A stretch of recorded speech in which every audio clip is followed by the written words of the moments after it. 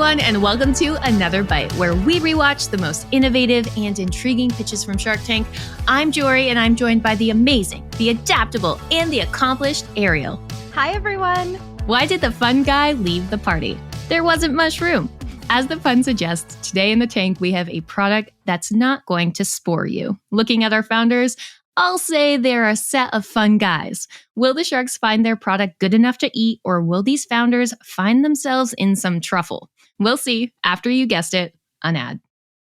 Over 20% of all unicorn startups are using HubSpot, and for good reason. HubSpot's all-in-one platform levels up your sales, software, and support, so you can grow beyond your wildest dreams, boosting leads and ramping up sales along the way.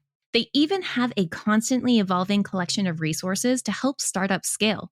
Plus, with the HubSpot for Startups program, you can save up to 90% off your first year. To see if you're eligible to save on HubSpot and take your growth to new heights, visit HubSpot.com/startups.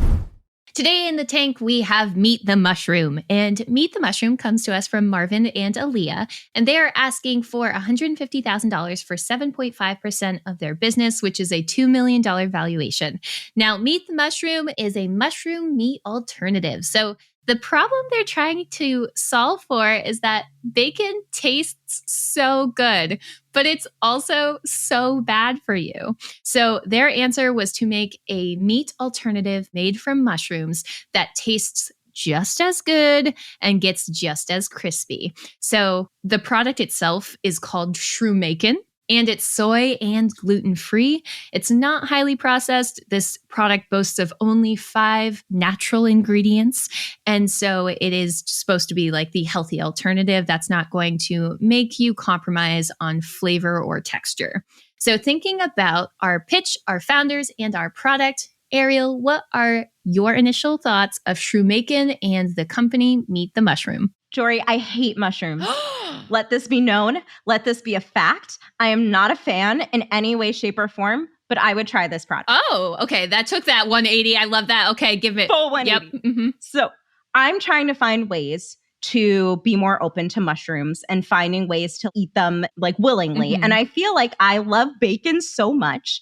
The fact that the actual product itself, you can see a crisp on it. I think that's such a challenge with a lot of soy-based or alternative-based foods is like the texture, even with like vegan cheese, for example. True. It's always a hit or a miss. Texture is difficult for vegans. Yeah. Maybe the sharks are really selling it for me. I feel like lately, a lot of their food segments, they'd be like, this is so good. This is so great. So like, they're trying to push some products, Ariel. They're trying to help the founders. Maybe that's what it is. But I could hear the audible crisp crunch sound. And I was like, okay, I would definitely buy a pack of this and I would absolutely try it. So I may not be the target market of being a vegan or wanting to eat healthier. I selfishly just need to try something like this for myself. I think the only challenge that they're facing here is that a lot of their business, it sounds like they said like 90% of it is direct to consumer. So it's great that they're building that love and advocacy in a very organic way that people are coming back and making repeat purchases, associating Shroomakin as an alternative. I think they really do have an opportunity to lean more into retail, get the proof of concept that this item can sell on the shelf first. And I think the way that they pose their brand is like Meet the Mushroom, and they didn't call themselves just Shroomakin and based off of the product, that could be a potential opportunity to extend the line a bit. That could be a really easy way for them to have more opportunities for product innovation. We don't see a lot of food companies that come on Shark Tank that aren't named after the product. Yeah. They really are kind of setting themselves up for a broader ecosystem. At least they should be, in my mind. Absolutely. So the difference between like the company name and then the name of the product, I had a similar reaction where it was like, oh, they're trying to make this a meat alternative company. Yeah. Their MVP right now is Shroomakin. This is how they're going to go to market. But I also was kind of curious from your perspective, by calling it Shroomakin, do you think that this limits the use cases of the product? Because I feel like right now they're really doubling down on this as like a bacon alternative. Do you think that's enough of a marketing tactic to get them the type of scale they would need for this one product to turn into a line of products? I don't think it's as much of a problem for them. This may be my hot take. Yeah. I mean, I think a lot of people are looking for meat alternatives that may not necessarily have the dietary reasons. Some folks may, for certain religious views, not want to consume a lot of red meat. Absolutely. Maybe some people are just trying to cut out red meat overall, or someone's looking for a healthier way to get their vegetables in because they're a picky eater. Mm-hmm. I actually think the name itself, it's very easy. Like, you know what bacon is, you know what mushrooms are. It's easy to understand, okay, sure, bacon is probably a combination of mushrooms and bacon put together. So I actually think that this product, so long as they don't pigeonhole themselves into like vegan marketing, sure, I think they have the opportunity to reach a lot of folks, which is why I think that retail space is really crucial for bringing folks that are outside of those little niche communities to have great visibility for this product and make it like an everyday alternative. But I don't know. What do you think? Yeah, I want to actually tease out something you just said, because I think that it's an amazing point that I'd love you to expand on, which is pigeonholing themselves into vegan marketing. So why do you think it's a good thing in this case that they haven't gone with that sort of vegan branding or that vegan marketing brand story? Yeah. So when I think of a lot of other vegan alternatives in the market, like Tofurkey or Morningstar or Beyond Meat or like Beyond Burgers, the only reason I know about those brands and those alternatives is because I know a lot of vegan people. So like for me as like an everyday consumer and meat lover, I'm not as aware to a lot of these trends. And I think, you know, word of mouth is an important and powerful tool. But I think when it comes to food, it's not necessarily apples to apples because food is so subjective. Sure. Yep. So I think for them, yes, they could get a lot of short-term success and become a beloved favorite and rely on that word of mouth to like talk about it. But I think if they had the right positioning in the bacon aisle or the breakfast sausage aisle, you're evaluating and comparing different options, similar to like quail eggs and like the egg aisle, you know, higher price point, higher tier, but people still buy quail eggs. I think that's like a really great way to break down any of those barriers to be more mainstream. I think this product has the opportunity to be a mainstream product. They just have to lean into that. There could be a multitude of reasons that people are trying to cut out their red meat consumption. It's not just the vegan story. Right. And I entirely agree. I think that the potential of this product is more than just the vegan market. We sort of see this with the expansion of the bacon products category, where it's like you even have like turkey bacon right now. You have like all these different alternatives. And I think positioning themselves, I know, I can almost smell it, making themselves like a real competitor in that space, I think goes far beyond just potentially the veganism or the vegetarianism. And it could even touch like conscientious consumers. You mentioned religion. I think they're doing a good thing by not limiting the scope of the persona too much, because as you mentioned, there could be so many different reasons that someone is looking for this. Right. Throw it in a salad. How many people like bacon bits in their salad? Now it's like little mushroom bits. Right. And then it's also like a little bit more guilt-free, right? Because you're like, it's just some mushrooms. It's fine. One thing that did get mentioned that was a little bit interesting. So out of the gate, the sharks seemed to love it. They all were like, oh, this texture is really awesome. The flavor's really there. Lori was like, the only issue that she saw was it wasn't enough of it. She wanted bigger bacon, which like mood, same. I think something that was interesting in terms of like the tone of this episode was for the first time, you sort of had the sharks start to acknowledge that venture capital is drying up. What's available for investment and in the market is just not the same as what it was last year, 3 years ago, 5 years ago. He even mentioned that it was the level that they had seen when they first started Shark Tank, which I don't know if it's quite that, but okay, Kevin, you know more about finances than I do. I was curious on your take of the sharks starting to take that tone as a way to apply pressure to taking a deal, and this idea that companies can't be as reliant on venture capital anymore, and maybe some alternatives of what they should be thinking about instead of just assuming that there's going to be investors for their products. I will say this is my hot take. I think they were robbed. I think the 30% equity was way too much. I think they have a really great product. Mr. Wonderful's point about the financial landscape. So I think he compared it back to like 2008. Right. And in 2008, as we all remember, we had a fun little housing crisis, bubble burst. We had really low interest rates. Full recession. Right. And it had very detrimental impacts across not just like the US market, but across like global markets as well. The reason why he's saying this is when you look back at 2023, when the episode aired, last year, it was filled with so much news about bank failures. It's kind of essentially very similar to what happened in 2008, except we had higher interest rates, which were causing a lot of issues with liquidity. And basically, it's tightening of the belt for financial conditions. So in other words, money is tight, just like it was in 2008 to 2023.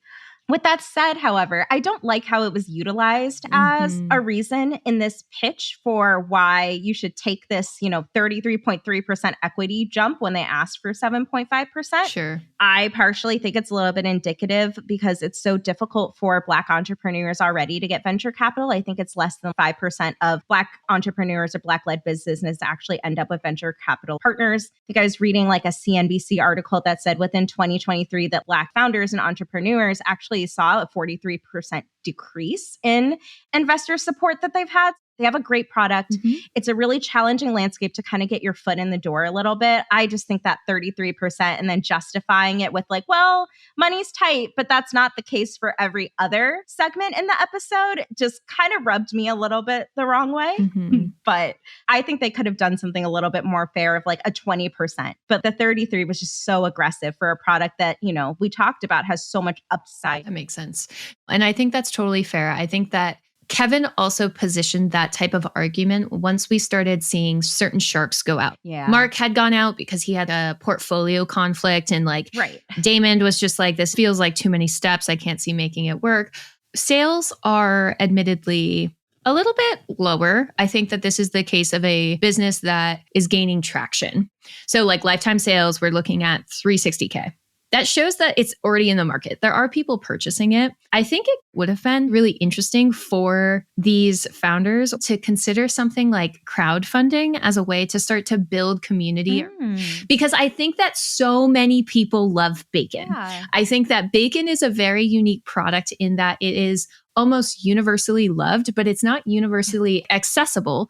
Part of the reason that this was even founded is because one of our founders had a heart condition and needed to limit his intake. And that is such a relatable story, right? Where it's just like, there might be people that love bacon. They just can't consume it. It's not good for them. And I think that they could build such a community around not bacon and call it something fun, right? Like the Shroom Squad or like something that's like kind of fun guys. Yeah, like the fun guys, right? Like it's just like they could really lean into it. I think that also potentially looking for certain strategic partnerships might be a way to sort of get that awareness without necessarily taking on more capital.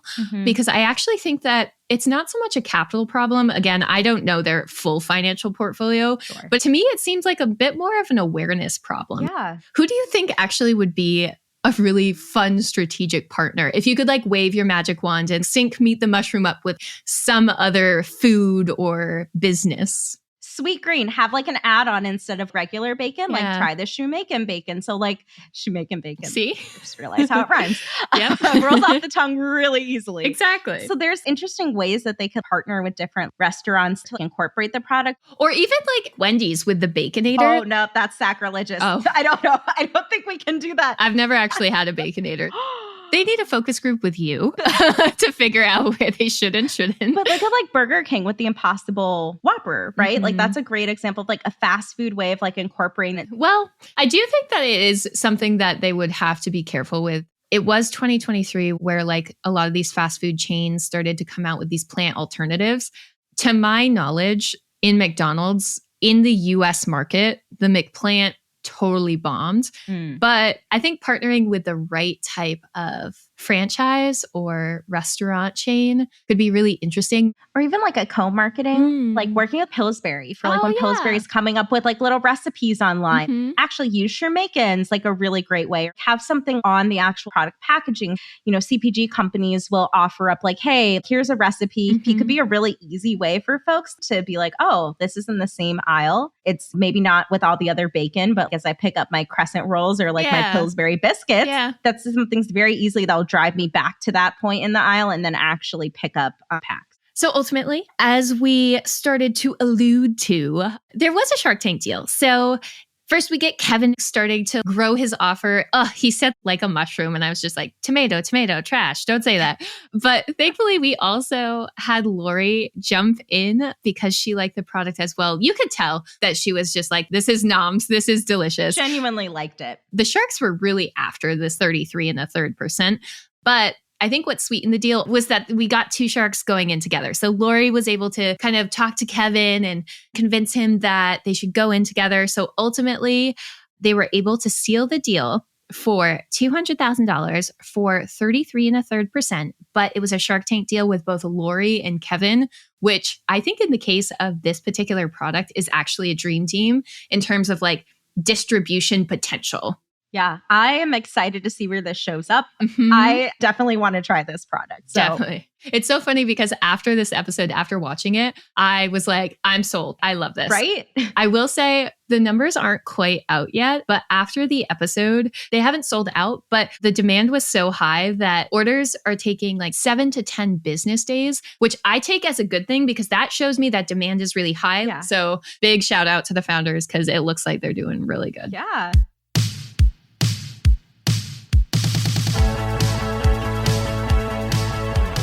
Production for today's episode was brought to you by Arie Desormeaux. Editing comes from Robert Hartwig and support from Alfred Schulz. Subscribe on Apple Podcasts, Spotify Podcasts, or wherever you subscribe to the greatest podcasts ever. That does it for me. See you next week in the tank for another bite.